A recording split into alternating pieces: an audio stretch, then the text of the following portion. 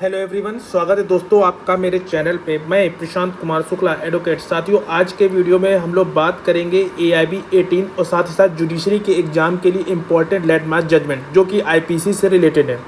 अभी जिन लोगों को लैंडमार्क जजमेंट के PDF नहीं मिली है तो वो दिए गए व्हाट्सएप नंबर पर हेलो लिखिए, हमारे पेज को सपोर्ट कीजिए जहाँ आपको फ्री ऑफ कॉस्ट ये PDF दी जा सके।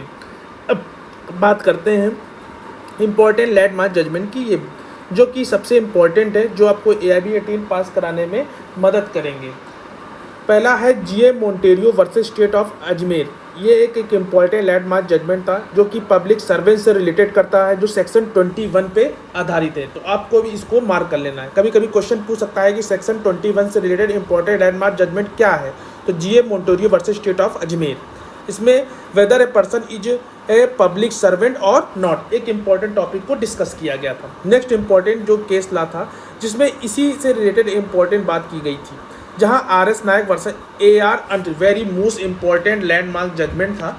इसमें RS Nayak versus AR Antulay में जो कि MLA से रिलेटेड, जिसमें following person are held not a public servant को डिस्कस किया गया, जो कि बहुत इंपॉर्टेंट लैंडमार्क जजमेंट था। सेक्शन 80 से रिलेटेड जिसमें इंपॉर्टेंट लैंडमार्क जजमेंट था R versus Swindall and Osborne, जो कि accident in doing a lawful act को डिस्कस किया गया, जो सेक्शन 80 से related very most important landmark judgment था। इसको आपको मार्क कर लेना है। नेक्स्ट है सेक्शन 81 से रिलेटेड, जो कि क्वीन इम्प्रेस वर्सेस बोस्टन वॉलेट एम फचिन खाम, जो कि रेस्ट ऑफ प्रिंसिपल से रिलेटेड है, जो सेक्शन 81 का IPC का सबसे इंपॉर्टेंट लैंडमार्क जजमेंट था। इसको आपको मार्क कर लेना है।